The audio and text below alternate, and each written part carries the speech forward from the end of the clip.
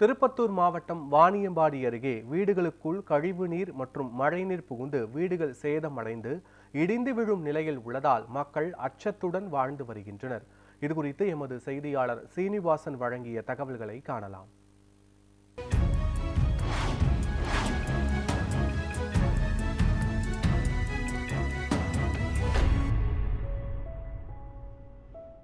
திருப்பத்தூர் மாவட்டம் வாணியம்பாடி சட்டமன்ற தொகுதிக்குட்பட்ட வளையாம்பட்டு ஊராட்சியில் இருக்கக்கூடிய காளியம்மன் கோயில் வட்டம் என்ற இடத்தில் சுமார் 200க்கும் மேற்பட்ட குடும்பங்கள் வசித்து வருகின்றன.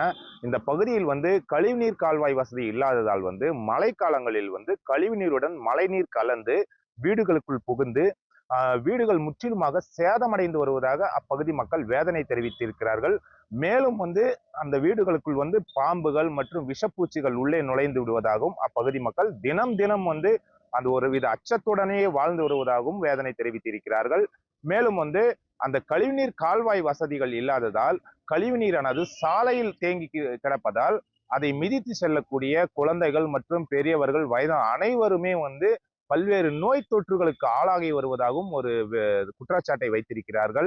இது குறித்து கடந்த 40 ஆண்டுகளாகவே அப்பகுதியில் கழிவுநீர் கால்வாய் மற்றும் சிமெண்ட் சாலை வசதி உள்ளிட்ட அடிப்படை வசதிகள் செய்து தரக்கோரி மாவட்ட ஆட்சியர் மற்றும் ஊராட்சி நிர்வாகம், முதலமைச்சரின் தனிப்பிரிவு என அனைவரிடமும் மனு அளித்துள்ளனர். இதுவரை எந்த விதமான நடவடிக்கையும் எடுக்கவில்லை என்று அப்பகுதி மக்கள் வேதனை தெரிவித்திருக்கிறார்கள். இனியாவது அப்பகுதியில் கழிவுநீர் கால்வாய் மற்றும் சாலை வசதி ஏற்படுத்தி தர வேண்டும் என்று அப்பகுதி மக்கள் கோரிக்கை வைத்திருக்கிறார்கள். நியூஸ் 7 தமிழ் செய்திகளுக்காக வாணியம்பாடியிலிருந்து செய்தியாளர் ஸ்ரீனிவாசன்.